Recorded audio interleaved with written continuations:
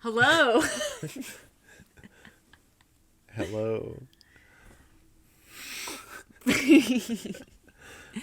Welcome to our pod. We in the pod. Okay. Hi. My name is Haley. And I'm Craig. And a little bit about us. We're a couple that lives in Brooklyn, New York. And we're both vegan and creative and nice. And we like horror movies. And yeah, we, for some reason, feel like we have the authority and the audacity to start a podcast. Well, I think we're pretty smart. We like horror movies. I studied film. I have a Bachelor of Fine Arts degree. Craig has a Bachelor of Fine Arts degree. So you could say that we are artists and we are very smart. And Craig's a Capricorn, so he's very smart. Yeah, that's how that works. Yeah.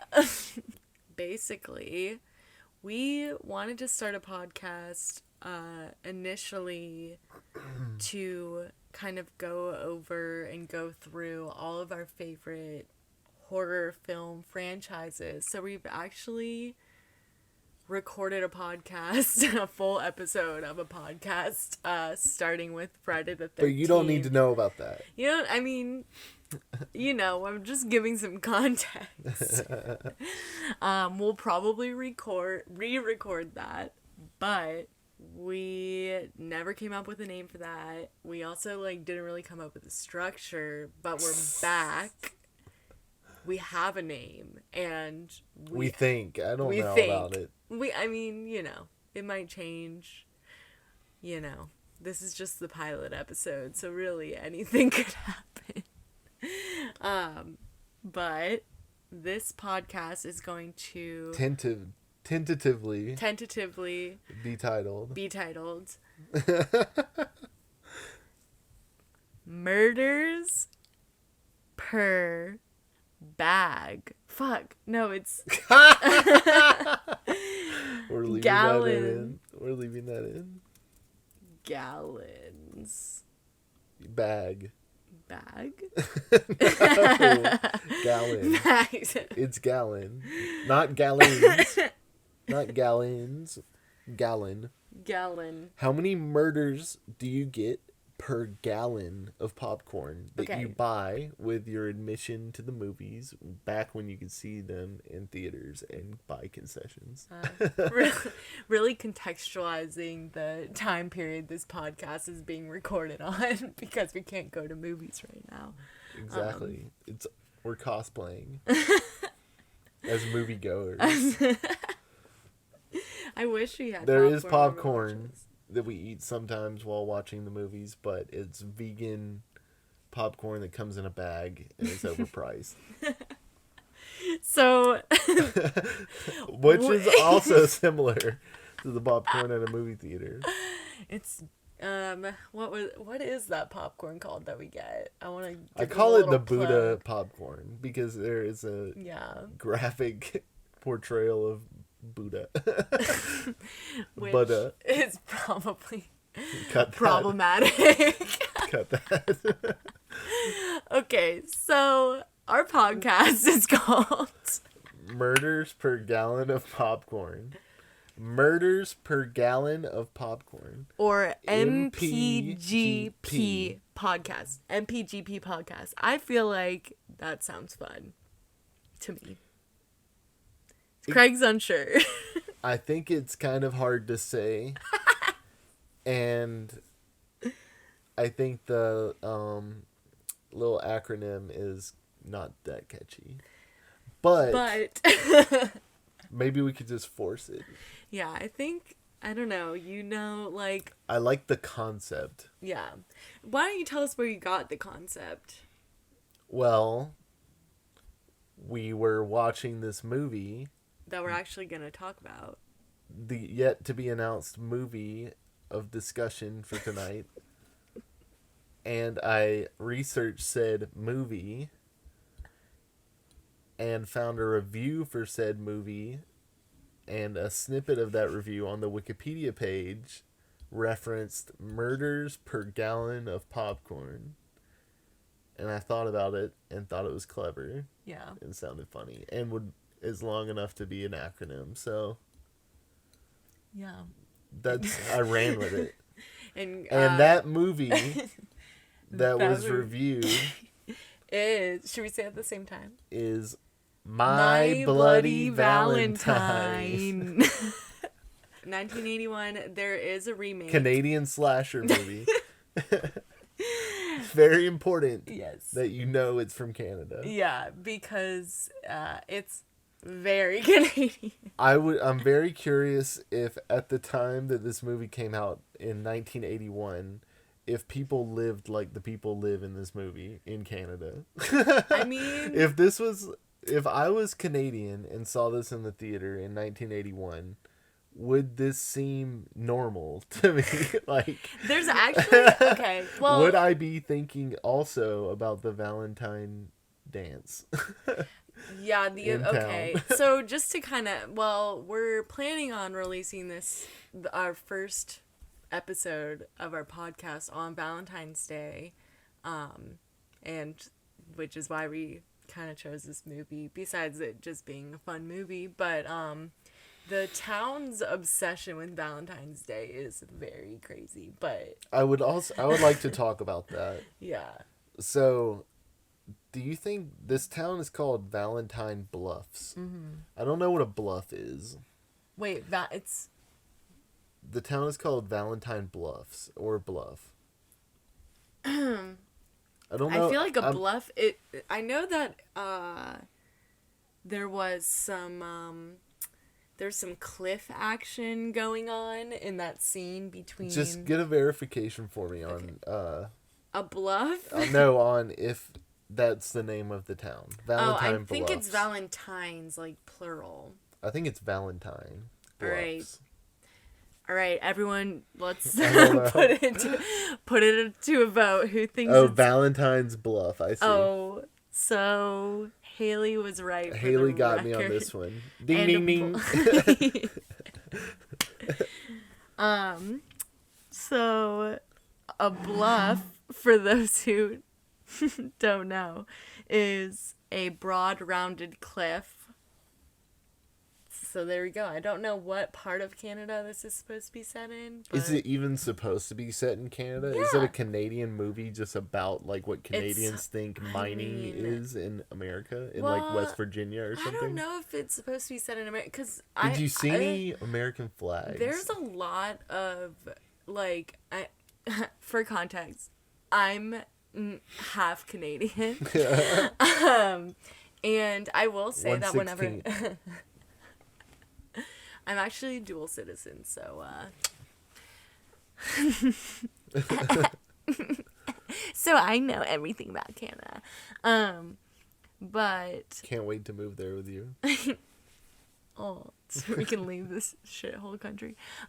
So yeah, Canada's not that much better. Basically every time I would go to Canada and I would visit my cousins. Where do they live? Burlington, I think.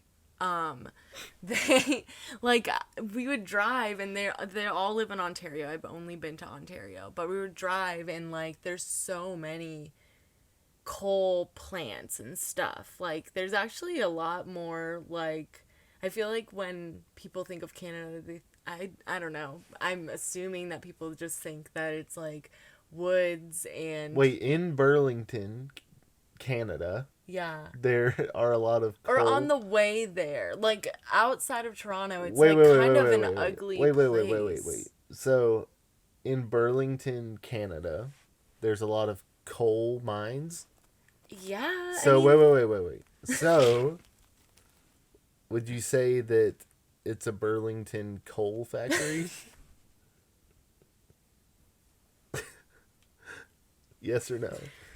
Craig, we're ending the podcast.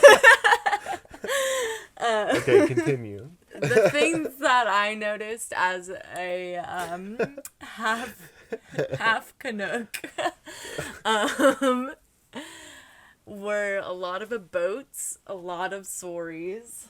Soirees. Stories. Soirees. I'm sorry. I don't know what that hairy fucking what's his face is all about. A boot. A boot. The town is called Valentine's Bluff. Mm-hmm. That's our setting. So Bluff is a singular hill.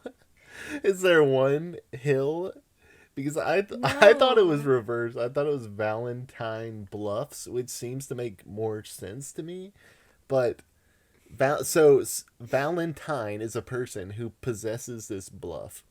So wow. So that's curious. But I'm wondering, is Valentine's Day the holiday? Does that originate from here?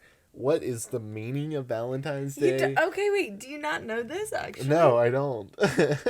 Okay, so I actually... all I know is that there's some sort of, like... Okay, I feel like I learned this, but I forgot about it. So maybe I should just Google it. But before I do, I'm just going to say that I know it involves, like, a Saint Valentine who, like, sacrifices life or something. And then I don't know really what... Wait, who sacrificed his life? Yeah, it's like some kind of... Okay. Maybe it's saying Valentine's Bluff as, like, a double entendre for the hill and also lying. Maybe it's Saint Valentine's lie. Well, that would make sense. And that would make sense for the killer to be... That thematically relates more to a killing spree. Yeah. To me. Even though I don't know anything about this saint, if he exists. Okay. Did. Anyways, the town is obsessed with Valentine's Day. Wait, don't you want to know what I do. I do want to know the meaning of Valentine's All right. Day. Can Before it be summarized quickly? Yes. The holiday has origins in the Roman festival of Loop, held in mid-February. The festival, which originated coming of spring, included fertility rites and pairing off women and men by lottery. So, yeah, I mean... matchmaking and the coming of spring so that people can make babies. Yeah, something like that. And I don't know, like, the Saint Valentine story, but honestly, I don't really care, so... I always, growing up, I would hear people say, Valentine's Day isn't a real holiday. It's just a holiday that was made up by card companies to sell Valentine's Day cards. Yeah, I feel like that's like a line from 500 Days of Summer or something. Is it? I could believe that. Or like Eternal Sunshine or something. Yeah, that's I could totally believe that. So, and I did believe that is what I'm getting to. I just kind of assumed that, it's just some bullshit holiday. Yeah. What was when... Okay. Honestly, not a huge fan of Valentine's Day. I like Valentine's Day. I always like spending it with Haley. I'm always excited to spend time with Haley. But Valentine's Day is a holiday. This is going to be our second Valentine's Day together. And last Valentine's Day, we went to a really fun place called 00. And we sat next to the probably like the most obnoxious couple in New York City. I think like the girl had just started like eating more of a like plant-based diet and the guy like was it's a vegan pizza place. Yeah, it's a vegan pizza place. We're vegan. Where is it? Is it in the east side? East Village? I think it's in the East Village, but I honestly I remember it was cold as fuck and I was wearing like a skirt. But we were like right next to this couple, and I love how this like special day for me and Craig turned into like us just shit talking this other Yeah, couple. somehow sitting right next to this couple, like my shoulders were touching this guy's shoulders. Like we were sitting together basically. Yeah. Somehow Haley and I managed to still talk shit about these people. I don't know how they had to have heard. Yeah, we were they had to like, have oh known something was afoot because we were talking shit. Maybe we were like telepathically communicating. Yeah, I feel like we were just like looking at each other and like, oh my god. I think the thing that was just the most, lots of eye rolls. Yeah, the thing that was the most cringe is like the guy just kept making like so you're telling me this cheese is made out of nuts, or like you're telling me this bacon's like not actually bacon? Like, I swear to you, he said, I just couldn't give up bacon. Yeah. I like bacon too much to go vegan. I'm like, dude, is this a genuine thought you had? Or are you like projecting masculinity in some weird bacon masculinity? Yeah. Like maybe you saw like a Christmas, or not a Christmas card, like a greeting card that said men, or a t-shirt that said I like bacon, or bacon is life, or something, and now you think that like that's something you should also say? Or do you just genuinely really fucking like bacon that much that you're like, I literally saying on a date I could never be vegan because I like bacon? I feel like people that I feel like there's just people that make eating bacon their entire personality. Definitely. And another for a while, people did that with avocados too. Yeah. But we're not vegan. Let's not talk shit about the vegans here. It's hard to meet. Anyways, this is me and Craig's first Valentine's Day. And what we're doing this Valentine's Day is we're going up the Hudson on a couple's rendezvous to Newburgh, New York, which is right by Beacon and Storm King, and we're gonna have a nice little getaway, and I'm excited for that. An upstate rendezvous. Romance will ensue. So I guess we should talk about this movie. Well, what I was trying to get to when we got on a tangent about Valentine's Bluff, is that I think it is supposed to be both meanings of bluff, by the way. Yeah. But I wanted to talk about this town has an obsession with Valentine's Day. Unlike any other town I've ever seen, honestly. Yeah. And I guess it's because the name, it just makes sense. Like, if the name of your town had like Halloween in it, Halloween Town, yeah. I think you would celebrate Halloween, like go really hard for it. I mean, there is a movie where that's there's literally so anyways, they're obsessed with Valentine's Day. But I don't see any reason that this town should be named. Like, I feel like Valentine's Day is named after this town. Because why would you name a town after Valentine's Day when it's just a mining town? Yeah, it's very weird. I'm confused by the obsession with Valentine's Day. Honestly, I feel like it was just kind of like the 80s, and they were like, okay, let's make like every single thing scary. So we already have like a camp one. Christmas? We have Christmas. No. It's so Black Christmas, and then Halloween, and then there's Friday the 13th and My Bloody Valentine, which is a Valentine's Day slasher. So it's like Christmas, Halloween, Valentine's Day, Friday the 13th. There's just like date and holiday specific movies, you know? And something funny about this is just like a random thing I noticed in the movie, because they have like the little like showing the date at the bottom of the screen or whatever.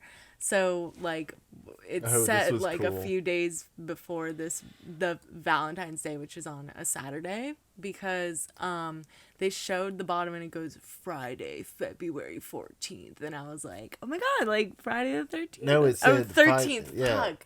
It was Friday the 13th, and the next day was Valentine's Day. February 14th, Valentine's Day. Yeah, that's what I meant. Which I never thought about, the fact that is a possibility, and it's a funny coincidence that and it's funny that they were smart enough to, remember that it's the 14th. Like, there's only one day that can follow the 13th, and there's only one holiday that can follow Friday the 13th, So, I feel like that was, like, a little nod. But it was totally. This movie is not at all what I expected. I have never seen this movie before we watched it. I'd never seen the remake. I knew it was a slasher movie, and I knew it was supposed to be a good one. I didn't know it was Canadian. I didn't know the setting. The setting is crazy. The setting for this movie makes the movie almost. I'm like, this is so weird. This is a place I never thought I would go. Yeah. It's like, really cool. While watching the movie, I'm like, does this director or like writer just know a lot about mining? Like, did they have to go research miners? It just blows my mind to think about having a slasher movie in this setting of all settings, because it seems so unrelatable to most people. Yeah, I agree. And my kind of like context for this movie is, I mean, I had never seen this. I also didn't know any of the things that Craig didn't know. I did watch the remake in high school with we rented it from Blockbuster, and it was me, my friend Devin, Nikki.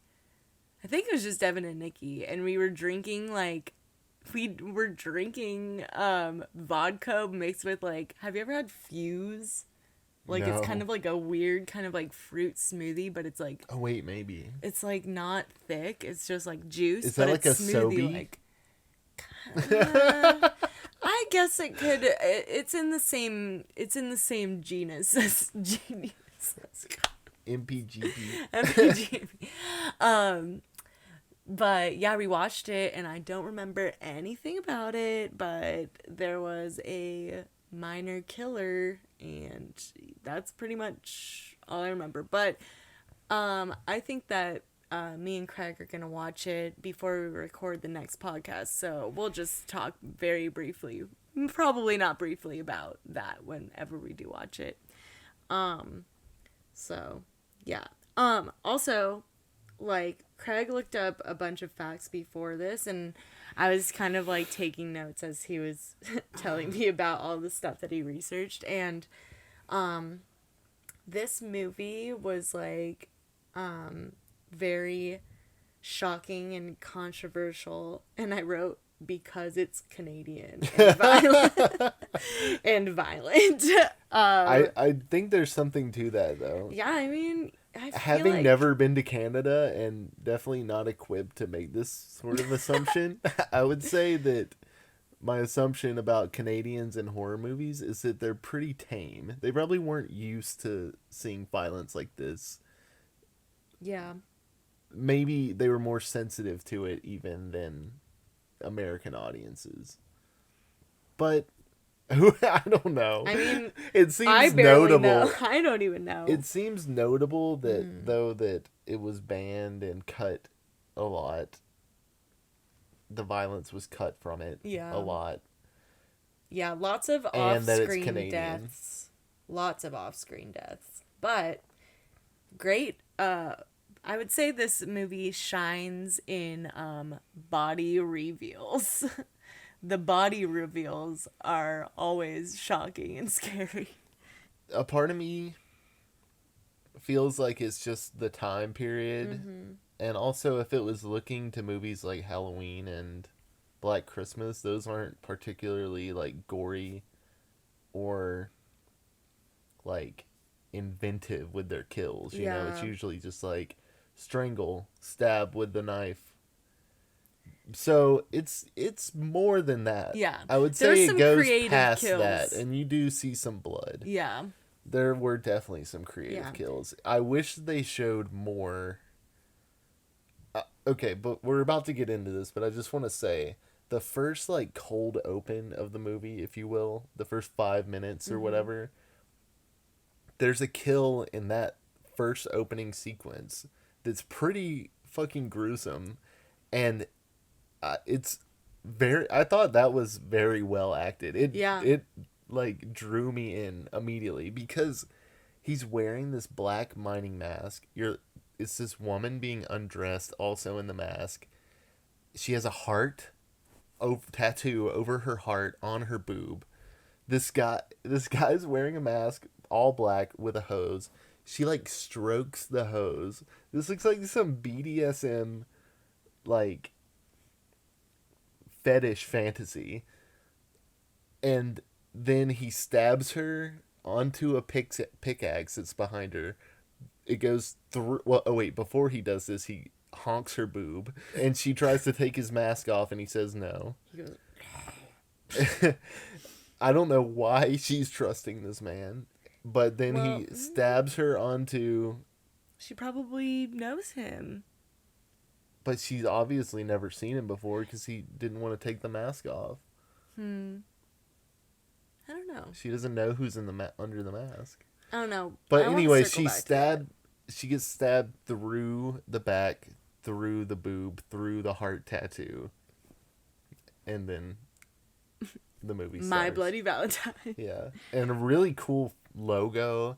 Yeah. The O's in bloody are replaced with hearts that drip blood, and that's like the opening sequence. It was very cool. Yeah, I liked it. I really liked that cold opening sequence. Yeah.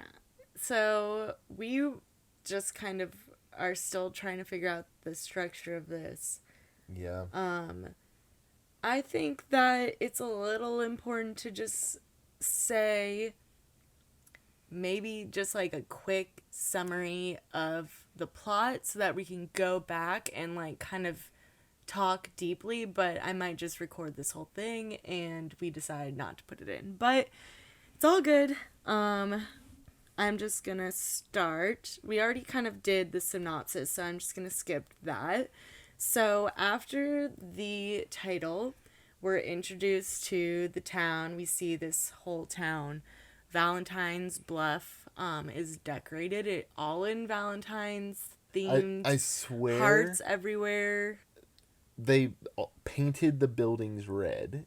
Or at least the buildings were already red. Because I noticed there were a lot of buildings with red facades. And I even tried to make another dad joke and said, paint the town red or something like that while we were watching the movie. But yeah, they fucking love Valentine's Day in this like in this small sleepy miners town. In this small town where they never want anyone to leave, where they never want anyone to do anything but mine. Yeah, basically. So we're introduced to like all of the characters. It's the day sort of starts with all of the men, the 20-something. I like to just call every like group of young adults teens, so I'm just gonna call them teens, even though they're obviously like they're probably like college age, I would say, but they didn't go to college. They worked in the mines. I mean, they're minors. Minor age. They're minors. Yeah, you're right. That's actually, I feel like it's... They're not college age. I feel like it's classes it's classes to assume that... Oh, gosh. Anyways. This group of 20-something minor men are leaving work to go to a laundromat and to meet the whole cast of citizens of Valentine's Bluff. They are preparing for a Valentine's Day dance, the first Valentine's Day dance that has happened in 20 years. We're introduced to basically all of the characters that we care about. We're introduced to the mayor, the police chief Jake, Mabel, who's an older woman who owns the laundromat, and our cast of teens, who include TJ, the bad boy mayor's son, who left the mining town to go out west but failed, and now he's back working at the mine. Sarah, who is TJ's love interest. Axel, who is the boyfriend of Sarah and TJ's frenemy. Howard, who is the goofball, and a few other teens that we're going to get into later. But I want to note our favorite teen is Hollis, who is giant and has a mustache. And we love him, and I want to be his friend. So, then we are... Okay, so after... Hollis? Wait, hold up. Right, we gotta circle back. Hollis is the type of dude you just want to know. His energy, his aura is... If I knew Hollis, like, if he ever came up in conversation with friends and he wasn't around, I'd be like, man, he's a good dude. Like, that's the type of dude. He seems like such a nice guy. He's the most Canadian thing about this movie. Honestly. Hollis is basically Canada in human form. He's cool. Okay. So, after we are introduced to all the characters, the mayor and police chief drive off. They're in the car. They got a little Valentine's Day heart, and the mayor's giddy as fuck. And then he opens the box, and it has a human heart. He thinks he's getting chocolate. He's like... Yeah, he's like, oh, who gave me chocolate Valentine's Day? There's my favorite candy. But it's also funny. I'm just realizing that, this mayor... So upon seeing the human anatomical, bloody heart in the box, the cartoon heart-shaped chocolate box, he sees it and immediately says, oh no, it's happening again.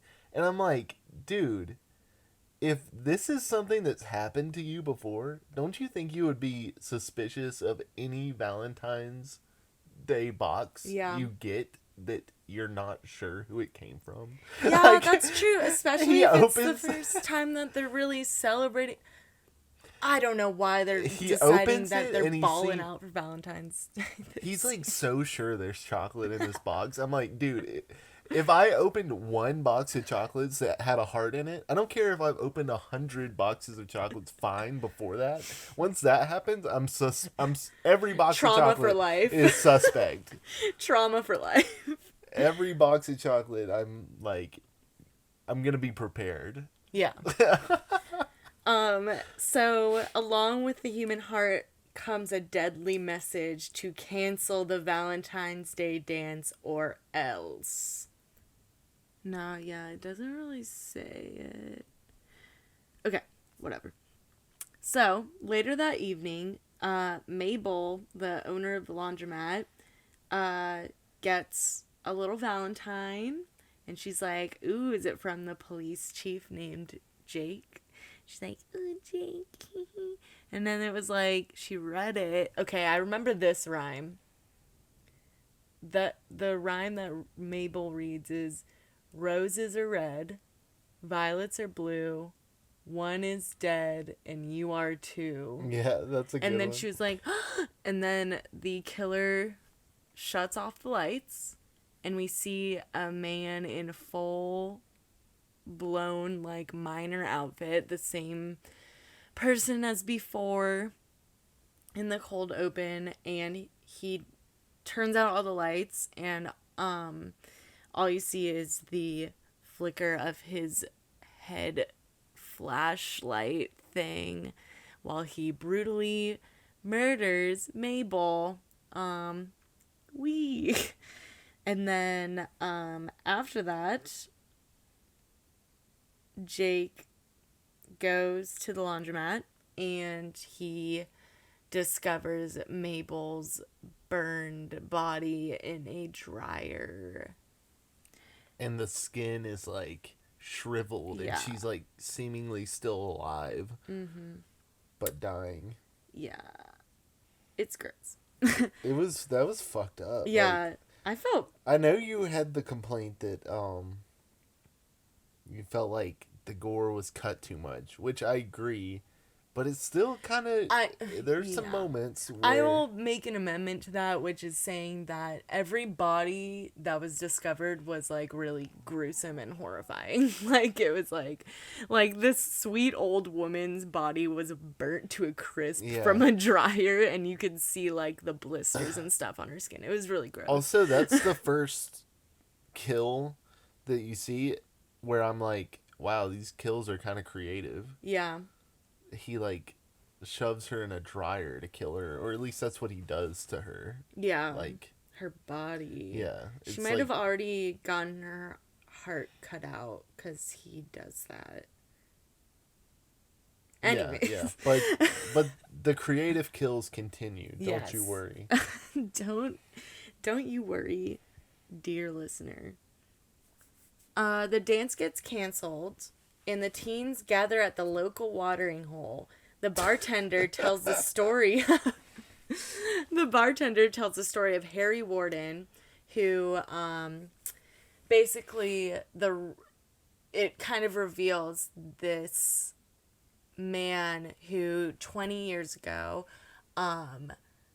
which was the last time they had a town Valentine's Day dance, the two, like, managers of the mine or whatever, I forget, like, their exact role. They were like, supposed to wait. They were supposed to wait and, like, check the mines and, like, the gas levels to make sure that, like, everything was safe so that the miners could, like, leave, but they wanted to get to the dance, so they didn't properly and safely, like, check the methane levels and make sure that they could get out all right. So there was, like, a cave-in, and then, like, 5 men got buried alive, and then 1 man survived, and it was this Harry Warden dude, and he was, like, he survived by, like, eating human flesh and shit. And then, a year later, he killed both of the managers, the night of the Valentine's Day dance. So then ever since then, there hasn't been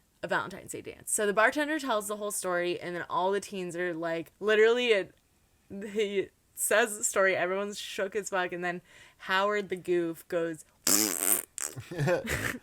and everyone laughs, and including me.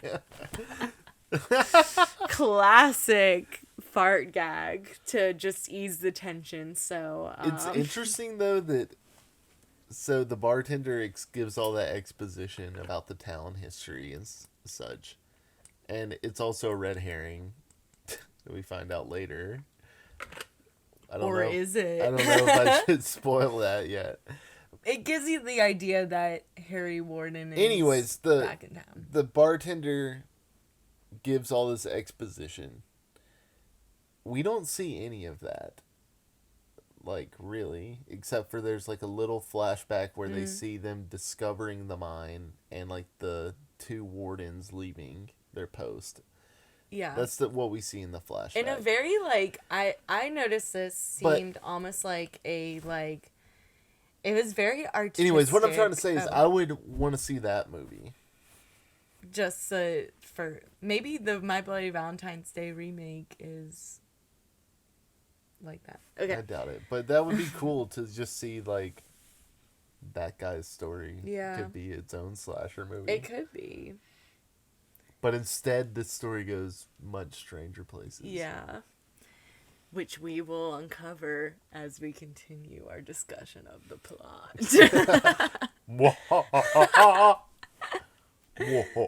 So, after Howard's hilarious fart gag, killer, he fucking slays the entire bar.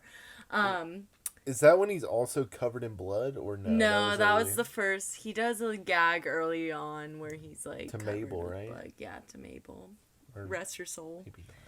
It was to her. and the mayor and the police chief.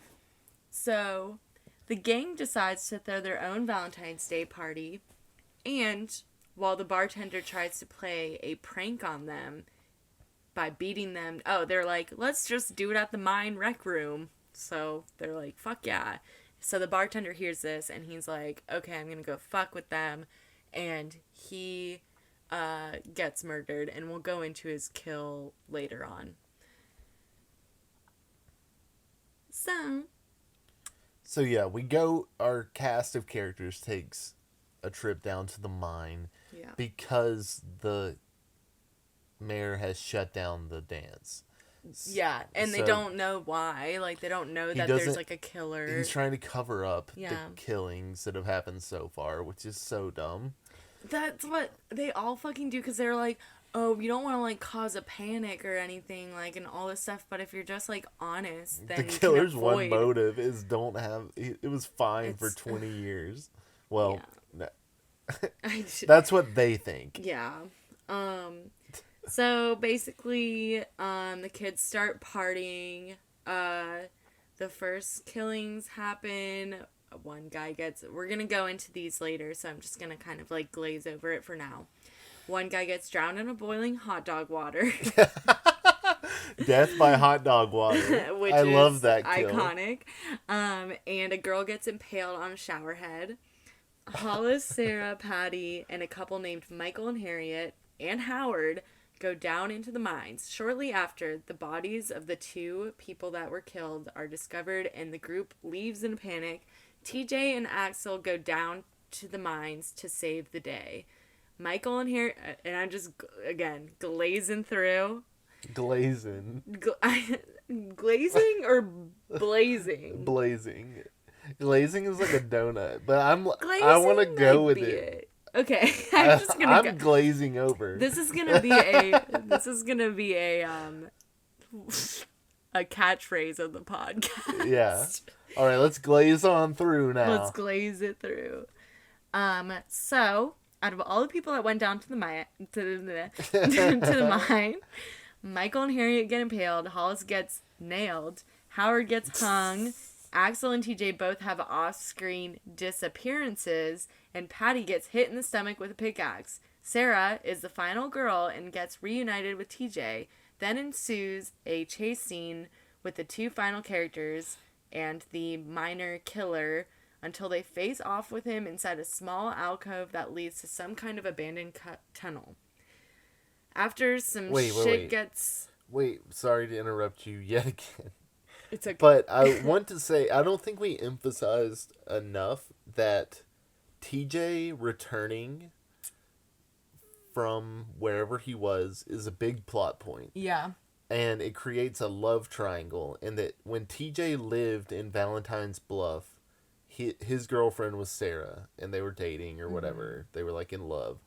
TJ gets this wild hair on his ass that makes him think he's gonna move to California and be an actor or something. Yeah, we don't ever... something like that. He's just like... He moves to California. I guess he's gonna pursue his dreams. But anyways, he comes crawling back with his tail tucked between his legs to Daddy, and Dad's like the mayor, right? And the mayor is like, nah, he's gonna work in the mine. Yeah, any boy of mine that's gonna live in Valentine Bluff is good enough to work in the mine just as good as any man. So he comes back, and every able-bodied male works in the mine. Yeah. So, and most of them are like mid-20s. I would assume our teens. Our teens are in their mid-20s. So our teens are adults. Anyways, there's a huge love triangle. Like, it's central to the plot. Would say it was at first it appears as a subplot to the Harry Warner. Is that his name? Harry. Yeah. It seems like a subplot that doesn't matter, but it ends up being crucial. Yeah. And it's sort of implied. So as soon as... At this point in the movie... Well, let's actually go... Okay, I'm going to finish the summary. And then we're going to get our, like, kind of impressions of the movie. Because then after I finish the summary, we can just like, talk about it freely without having to worry about over-explaining it. You know what I mean? True. Okay. So, but that was a good thing to bring up because that's, like, a really important thing. So, basically, it's revealed that the killer ends up being Axel, and when we get that reveal, we literally, like, see his face, and then we watch, like, a flashback of him as a kid, and it turns out that one of his dad, not, I mean, you know, like, maybe. I see what you're saying, though. Axel's father is one of the guys one of the wardens who was not on their post, went to the dance too early, and left all those people in the mine. So they're responsible for the trauma that the killer had to go through. Yeah, and so when the killer got his revenge, this kid Axel witnessed it all. He was in the room, and then grew up knowing. Yeah, just holding that in, which motivated the whole thing. His whole thing. It's like a cycle. Sickle. It's like a sick cycle. What am I trying to say? A sick fucking cycling. Are you having a stroke? Cyclical.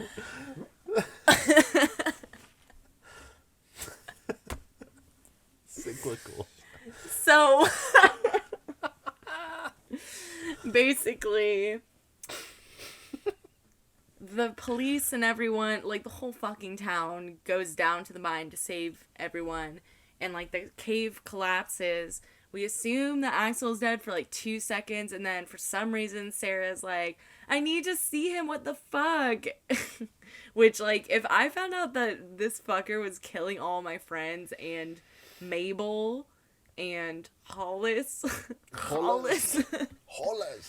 Like, I would not want to see that fuckboy, but I guess the dick was good, because she was like, I need to see him again. How did he die? Okay, so. What are you saying? She needed to see. There was, like, a tunnel collapse, and, like, the police were, like, going in and stuff. Oh, yeah. And she's like, no, I can't, I have to look at him again. Like, to make sure he was dead, or I don't know. And I remember now. We see that he escapes through a different, like, area of the mine, and he escapes. It's not necessary. I don't think we watch him. No, he runs off, but I don't necessarily think there's an exit. I think he's trapped in the mine, like he was before. Yeah, I think but it is open enough to where you could assume, like, there is a chance he could escape. Yeah. Which I think they did that because they wanted to leave it open in case it was a success and they could make a sequel or something if there was interest.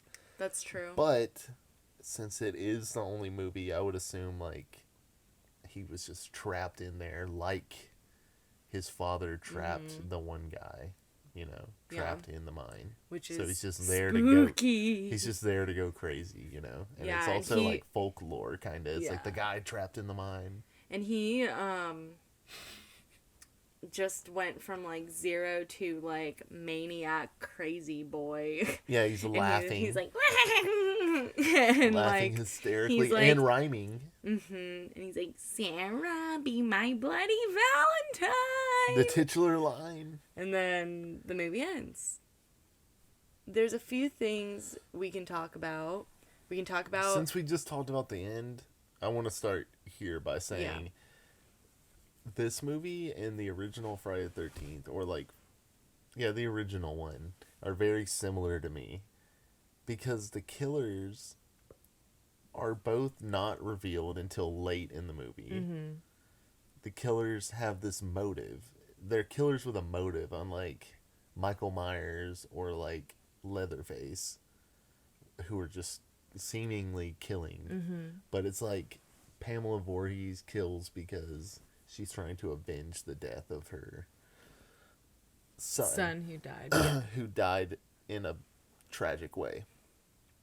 This movie is it's more complicated, but this guy's killing because he's had to live with the trauma of seeing his father murdered by a guy who went insane and ate a bunch of people in a mine because of what his father did. And he's got this whole crazy. He needs to be psycho-evaluated after that.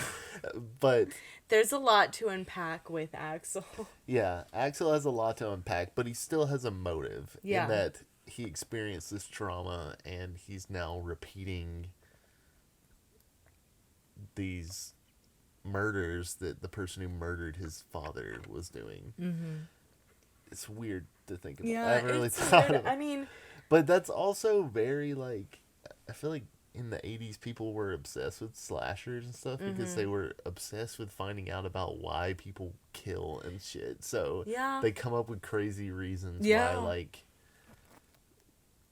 just insane reasons that someone would need to kill a bunch of people. So that's one of them. Is the mind blowing. Like, all right, picture this. It's Valentine's Bluff. Valentine's Saturday, Day, February 14th. Valentine's Heart. But yeah, I think this movie is very similar to Friday the 13th.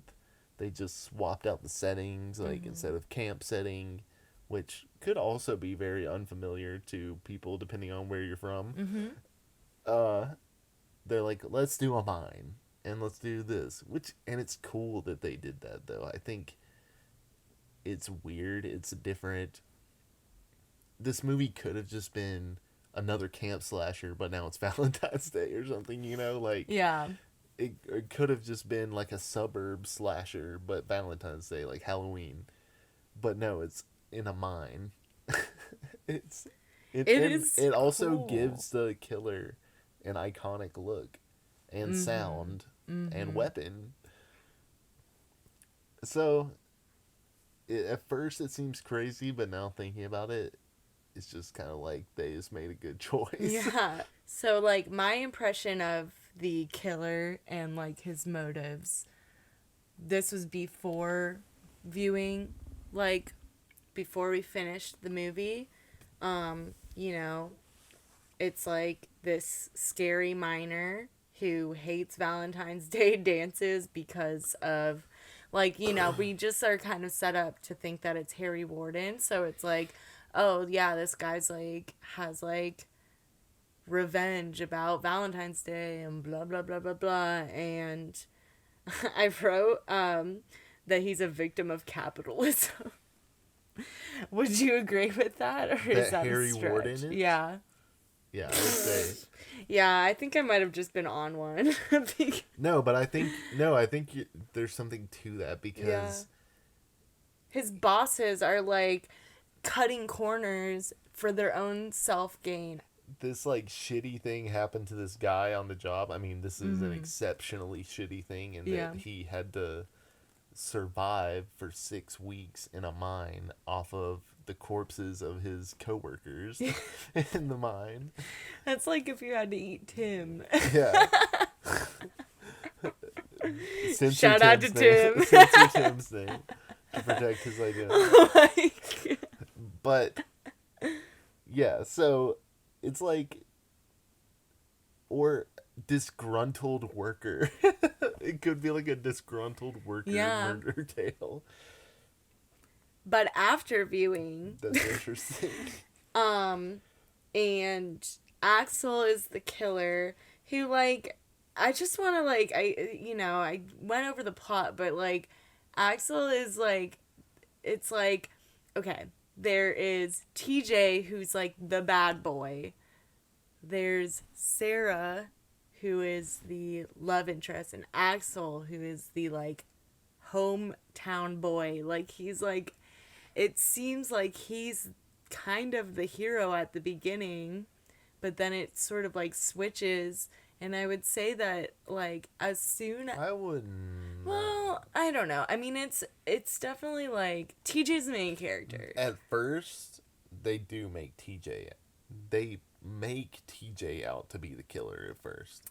Because he's disappearing whenever the killings happen. Yeah. And they definitely do that on purpose. And they say he's just returned and these killings just start happening. True. And his motive would be, well, this guy stole my girlfriend. This is true. So they make him out to be the killer, but then they flip it and reverse it on you. Yeah, I would say as soon as, I would say, like, there's a scene, like, kind of in the middle of the party, I think, like, where Axel discovers that TJ and Sarah, like, made out earlier that day or something, where he, like, leaves and he's, like, starting to cry and shit. Ever since then, and I noticed that TJ was literally in the party the whole time. Like, every time, like, it wasn't, like, there's no, like, implying that he left, but with Axel, like, he left and came back and blah, blah, blah, blah, blah, and I was, like, ever since then, I was, like, I have a feeling that it's gonna be Axel, and I feel like they were, like, really leaning heavily that, like, TJ was just, like, this, like, reluctant hero. You know what's kind of funny? What? Is the character's name is Axel, and the killer kills people with a pickaxe. Wow. Like, the filmmaker. Why is his name Axel? Damn. We should have seen that coming way earlier. Yeah, like, what do we think of, since it's, like, so, like, you know, we kind of, like, went over what we think about, like, Harry Warden and his stuff. Like, what do we think about, like, Axel as the killer? Like, do you, like, when you found out that Axel was the killer, were you like, See, not, what do you think? I don't think Axel is necessarily a notable killer. Like, the killer in My Bloody Valentine, to me, is Axel in the get-up. Mm-hmm. But that's almost like a different person. You know what I mean? It's like, the reveal of Axel as the killer is very underwhelming, because it's also hard to just believe that he would be constantly going around a corner, switching into this costume, coming out, killing people, taking it off, coming back. Like, it's just so Yeah. It's like he's the killer, but they just have to say that, you know. It's like, okay, that's the killer. You know what I mean? They're like, yeah, we gotta. And his motive is a little, like, it's a little bit far-fetched, just because it's like, why would he emulate the killing style of the person who killed his father that he witnessed? Like, that killer, Harry Warden, was ripping out the hearts of people in a mining outfit. Why would the son who witnessed his father die that way, like, take on that persona of the killer, Harry? Das Trauma, baby. Okay. Slogan of the podcast. So I think printed on a t-shirt. I think Axel, him being the killer is only useful in that upon first viewing it's slightly unexpected. Yeah. Up to a point. And it ties the movie in a nice little bow. A little Valentine's Day gift where you're just... Yeah, it's supposed to be like a surprise. Yeah. And it kind of is. I mean, it is. It's just... I was guessing for most of the movie who would kill it, and I wasn't sure positive. I would, like... it's just Chad. Axel is such a Chad that I feel like when he was, like, revealed, and, like, I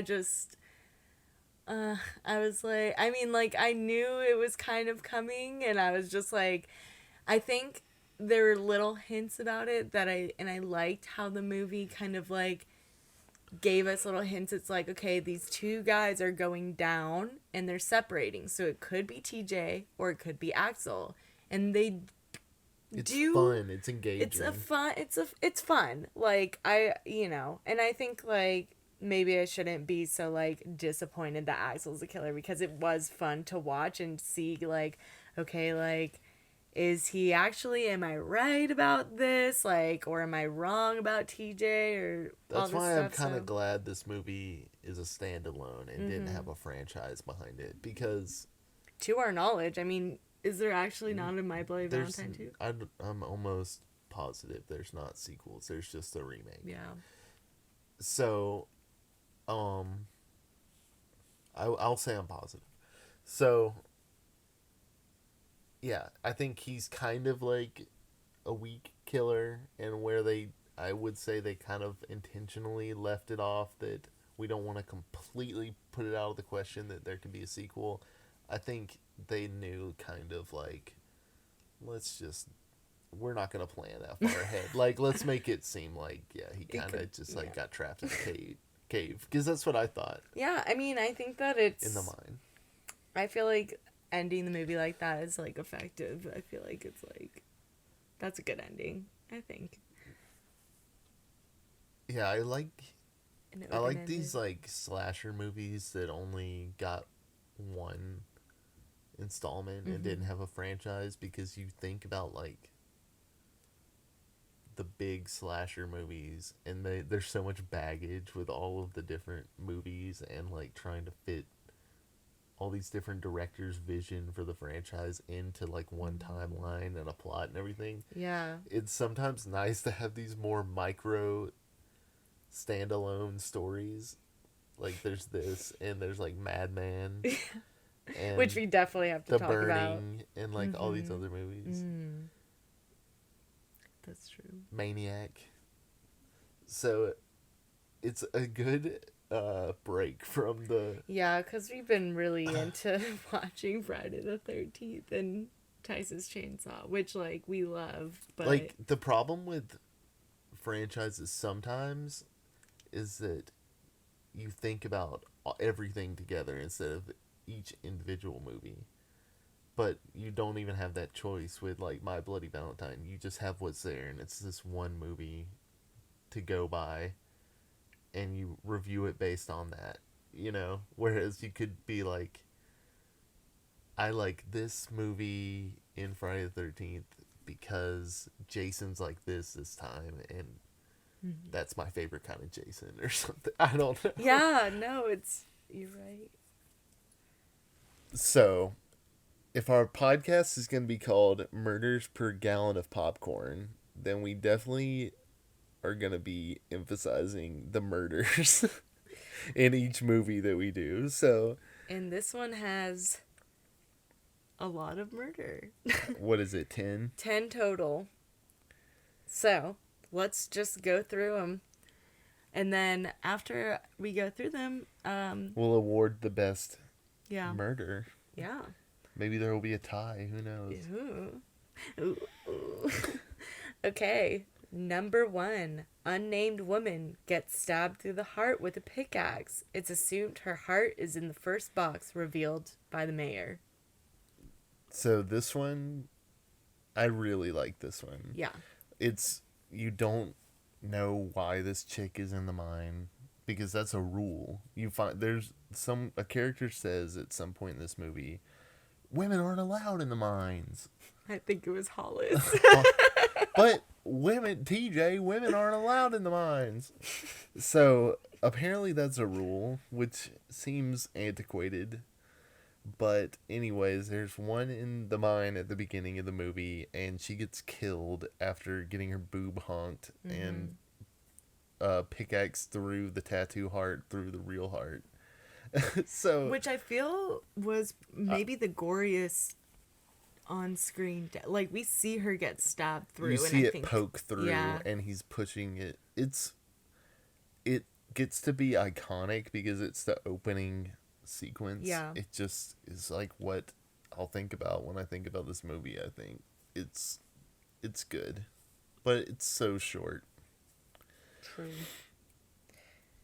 Murder number 2. Mabel gets attacked in the laundromat and dies by an off-screen stab with the pickaxe. Her charred body is found by Jake, stuffed in a dryer. I liked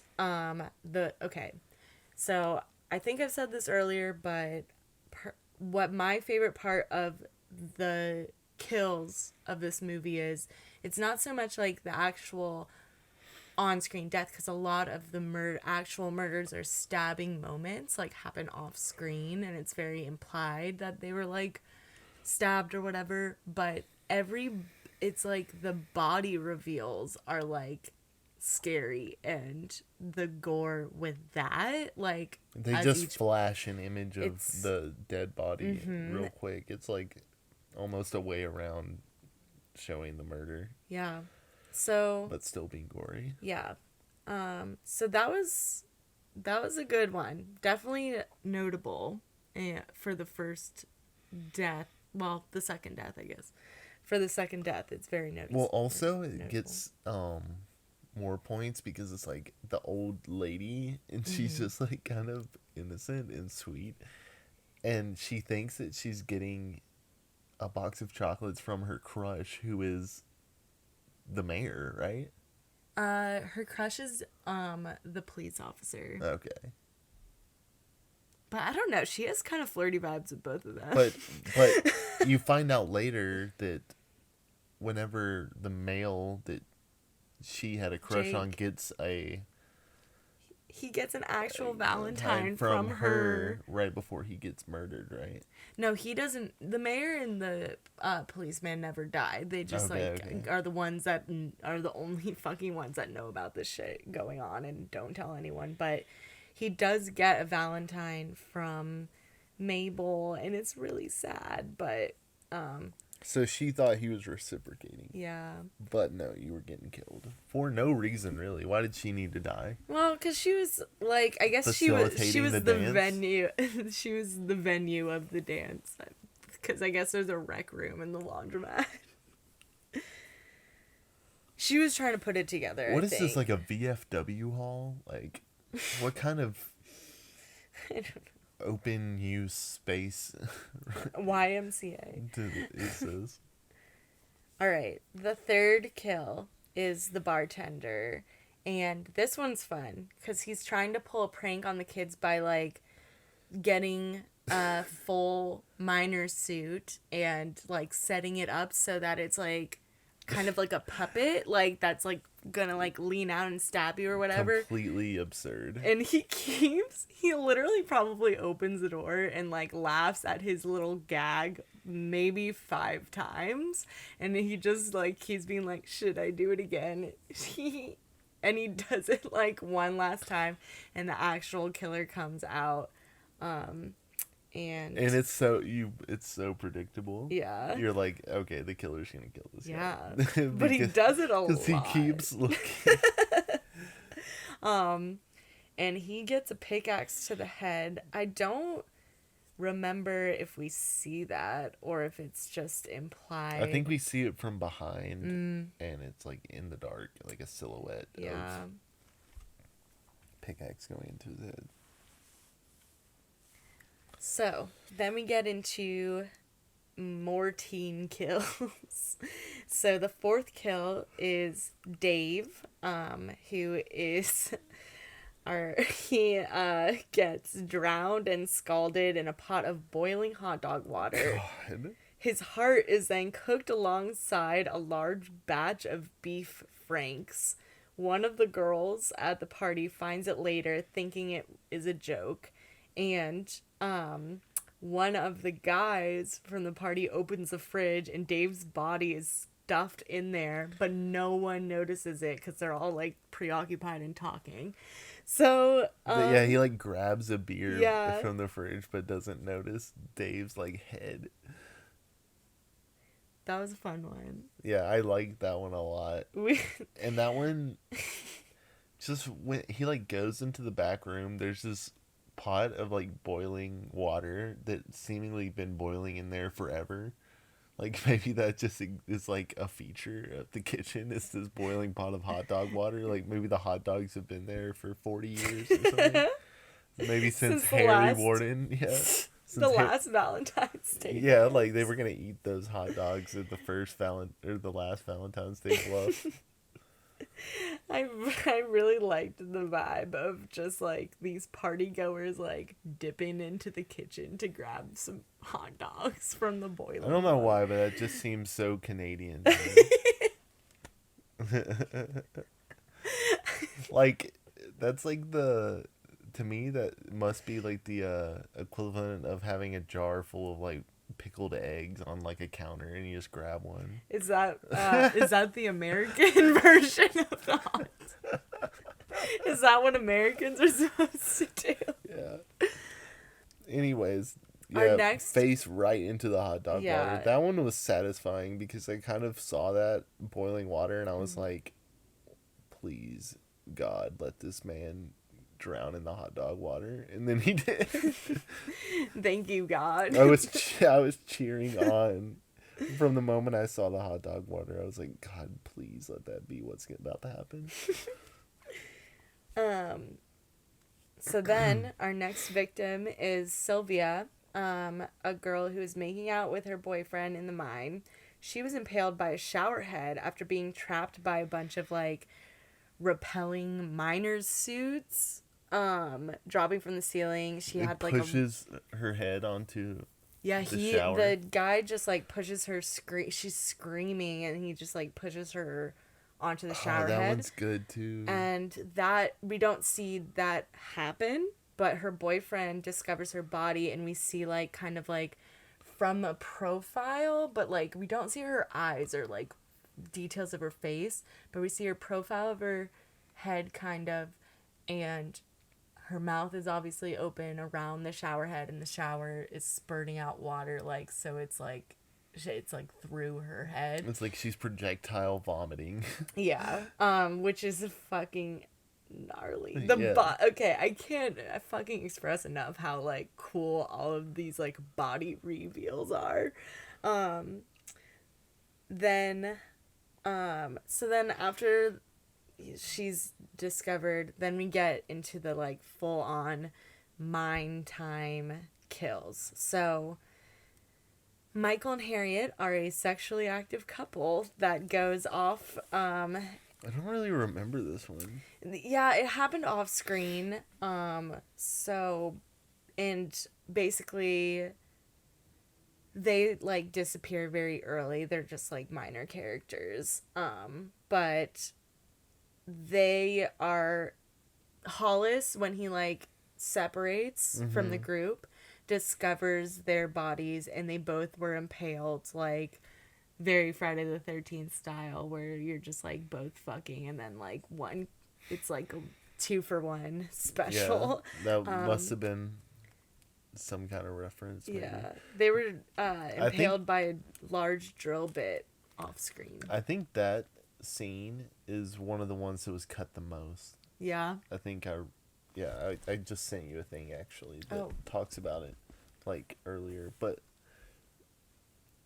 yeah, a lot of the kills were cut in this movie apparently, and yeah, like 10 minutes of it or something. They mentioned drilling.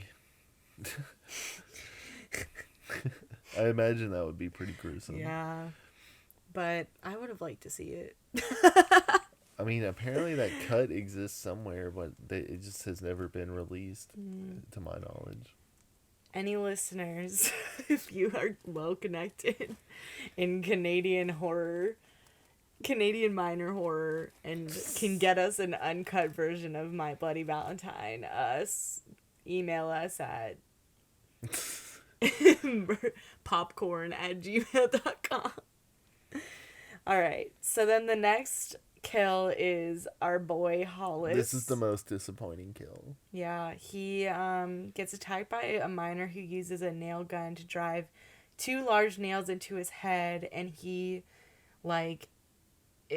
is able to run all the way to Sarah and his girlfriend to kind of warn them before he collapses and dies. So disappointing for such a king. Then, we don't see his death on screen, I think, but I want to know your opinion on this, Craig. So, there's a scene where Axel, Patty, Sarah, and TJ are climbing up a ladder because, they're trying to, like, escape from the mine that way. Mm-hmm. And Howard's body falls, but he's on a rope and hung, And according to IMDb, like, he's decapitated when his body falls with the rope. Is he dead already? I feel like he's dead. He doesn't yell or anything in my memory. I don't even really remember this, but I don't remember him separating from everyone else. He ran away, like, basically after Hollis died. He was like, fuck this. And he dipped. So then it was just like the two girls were left, and then Axel found them, and then... if I had to guess, I would say that it would make more sense for him to be thrown off a cliff, hanging, to be like hung, like he's alive and thrown off the cliff to be hung, and then is decapitated in the process. But if you didn't hear a scream, then maybe you would definitely scream in that scenario. Yeah. I feel like his death was the most disappointing for him, being like the most annoying character. Like, yeah, not very satisfying. It probably would have been more satisfying to see him, like, I don't know, like, he starts the movie with like a gag where his head's all bloody and stuff, like maybe getting hit in the head with a pickaxe. I don't know. Yeah, he was kind of asking for it. And then our last death is Patty, who gets her and Sarah are running up the... I think she's with TJ too. Whatever. Patty's running up, and basically the killer comes from a side area and swings a pickaxe and hits Patty in the stomach, and that's how she dies. And those are all the kills. And I will say, like, for the mine to be like a crazy cool setting, the kills in the mine are probably the most disappointing kills. Agreed. I agree with that. The rec room outside of the mine is the coolest. Yeah. But besides the first one, obviously, but but when they go into the mine, it's not. It's just so quick. And yeah, I don't know. This movie has good kills, but they could be better in a lot of ways. Like, thinking about it, I feel like there's more mine-related ways that these people could have been killed. Like, when you think about it, it's just pickaxe, and then the other ones are just like hot dog water getting shoved in a dryer. Like, what are the some nail kills gun you think? is kind of like, I imagine a nail gun would be on site at a mine because they need to build little structures or whatever. But like, I don't know, they keep talking about the methane. Like, I imagine an explosion. There were no explosions in this movie except for at the beginning. I guess it's implied that there's an explosion, but not really shown. And then the mine collapses. Yeah, the mine collapses at the end, but I don't think maybe an explosion, maybe like someone falling off a cliff, or like something breaking, or like a piece of rock falling. There's like a little train elevator thing. It would have been cool to see someone like get decapitated by that or something, like some kind of accident. Well, not accident, some kind of like purposeful, like kind of like thing where they get run over. So while we're talking about what could have been with the kills and such, I also want to talk about how going into this movie completely blind, no idea what to expect, seeing that first scene and knowing that the title of the movie is My Bloody Valentine, Valentine's Day, love, sex, and seeing them about to have sex, and then he kills her, and she's like stroking the like tube that comes from his gas mask or whatever. I was imagining much more sex, much more of like a Valentine's Day related motive, like he has some relationship issue or something, or like is a fetishist or something. Like, I kind of wanted to see more of that fetish direction with the Valentine's Day theme. what would you say was your favorite kill? I want to maybe exclude the first one because I think we're both in agreement that that one's like probably like. I would say that one's the most iconic Yeah. and the scene is the best. But Mm-hmm. in terms of the best kill and the most gruesome and the most like, you know, when you watch a kill in a movie and you're just like, oh, that's so disgusting. That's terrifying or whatever. The hot dog water, probably. Hot dog Imagine water. someone pushing your head into a boiling pot of Ooh. water. Yeah, that was the best one, in my opinion too. For all the reasons we listed, I think we love.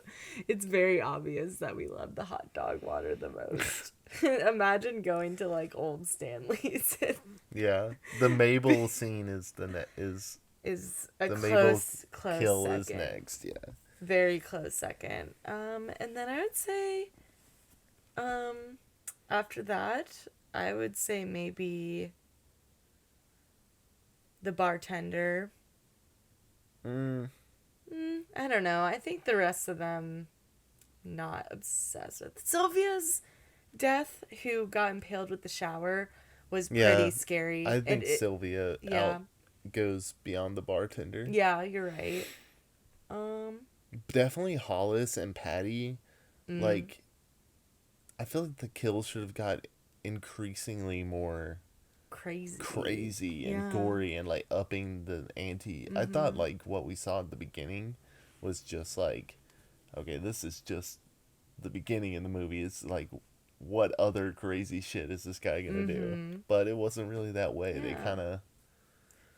Yeah, but I mean, We're nitpicking we can here. Yeah, let's just segue into sort of like our next little segment, which is our last thing. Does this get a MPGP seal of approval? How many bags of fucking bags. I keep saying bags and not gallons. How many gallons? Gallon buckets of popcorn. In the rating, we're gonna give it so instead of stars, we're going to do like the theme of, or like a little symbolic thing of the movie. So like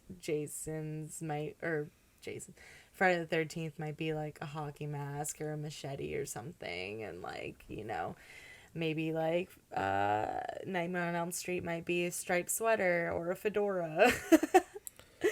So this one is going to be Bloody Hearts in a Chocolate Box. So how many Bloody Hearts in a Chocolate Box out of 10 would you give this, and why? And do you recommend this movie to our viewers? Okay, so final thoughts. Basically, we're going to give our final thoughts and then say our rating out of 10. Mm-hmm. So, there's a lot to like with this movie, I would say. There's a lot to love in My Bloody Valentine. I would say it's not just a copycat of Friday the 13th or like Halloween. It's interesting. It's definitely does its own thing while still like being firmly in this early 80s slasher genre. So, pluses for me are the setting, the unique setting, the look of the killer. I like some of the music choices and the cinematography. All of that was there for me. And even some of the acting, I was surprised by little moments. And the minuses would probably be also some of the acting. And just how much it was cut or the lack of gore. I would like to have seen more gore. I would like for the character to have maybe a little bit more personality. I feel like if they would have just spent a little bit longer developing Axel as a person or his story, there could have been more scenes to make him a more, like, a better killer, you know? Yeah. They could have included more about Axel to make you care. Yeah. But that's asking a lot for like an 80s slasher movie. Yeah. I don't know. I would put it somewhere in maybe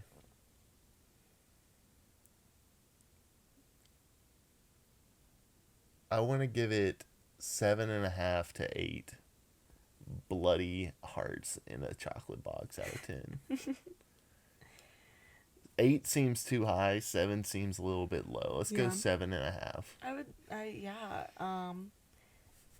I feel like with this movie, like, again, I went into it not really expecting anything. I really did like this movie. I mean, I like this shit. I like horror movies. I thought it was really fun. I thought a lot of the characters were good. It had some romance in there, a little love triangle, some small town drama, which I found was very interesting. I wish you're right. Like, I wish the love aspect, it's like some of the best parts of the movie. I wish there was more of it. Yeah. I would have loved to see, I don't know, I felt like the couple that had the most chemistry was Hollis and Patty. Really? Yes, they were really cute. But anyways, I digress. My qualms with the movie, I would say are probably just like, I wish there was a little, again, fully recognizing this was the 80s and ratings and blah, blah, blah. Like, you know, I just wish there was more on-screen deaths. Like, I would have really loved to see the couple being impaled by a fucking giant drill bit. Like, or just, like, more stuff on screen. But, again, I reiterate this point, which is that what it lacks in on-screen deaths, it makes up for in body count reveals, because that's where, like, the shock factor is, I feel like, for this movie. And yeah, I agree with Craig that I would have liked to see a little bit more lerv and lerv making. So I would give this, I think I would give this a 7.5 bloody hearts in a chocolate box out of 10 as well, because it definitely, like, was a good movie. I really liked it. I thought it was fun, great. But, you know, it has its issues. No movie's perfect. So, yeah, that's kind of where I'm at. And I definitely want to watch it, like, every Valentine's Day now. Yeah. Or around in every February. oh, is that our new tradition? It could be our new tradition. Cute. I love stuff like that. Also, like, there's not a lot of Valentine's Day non-romance movies. Mm-hmm. So. Yeah. This is true. I feel like, what other movie's setting is Valentine's Day, but it's like a war movie or like a horror movie? You know? I don't know. To our listeners, Valentine's Day themed movies that aren't romance. It's just an interesting setting for a slasher movie. Valentine's Day horror. Yeah. Something that I love so much about slasher movies, like, just in general, is that it's like taking just like a general idea and then just being like, okay, so, like, what if we just had, like, someone mass killing in this context? Like, so I really like that they just, like, kind of went there with this, like, okay, so we got, like, this guy that, like, is killing a fuck ton of people on Valentine's Day, but the whole town, for some reason, is fucking obsessed with Valentine's Day. I've never, like, the last time Valentine's Day was, like, a big thing, like, where people would, like, celebrate it was, like, in elementary school when they would do, like, a fucking, like, shoebox. Would you decorate shoeboxes and stuff? I love that shit. But, like, it just, like, my whole town didn't do that, but I don't know. that's, I guess, in a small mining town in Canada. There's not much else to do, but I don't know. That was kind of a weird tangent. I would put this in the... I would consider this a classic. Yeah. I would say... I'm even starting to question if my rating is too low. Because I really like this movie a lot. I really like the character design. Yeah. And the setting. I think that is where it shines. It could be better. It wasn't, though. 7.5 bloody chocolate. Bloody maybe hearts seven, and chocolate maybe boxes. 7.75. 7.5. 7.5 7 3/4 of a of a bloody heart in a chocolate box. hours out of the body. And an old lady in a laundry. In a dryer. All right, y'all. I think we're gonna call this a wrap. So yeah, I think this went great, and I hope everyone has a very happy Valentine's Day. However you choose to celebrate it, hope that you get to eat lots of... I hope that when you open a box of chocolates that you don't get a human heart. And that is my wish for you. Is that it? Okay, signing off. All right. This has been the MPG Murders Per Gallon of Popcorn podcast, episode 1. Good night.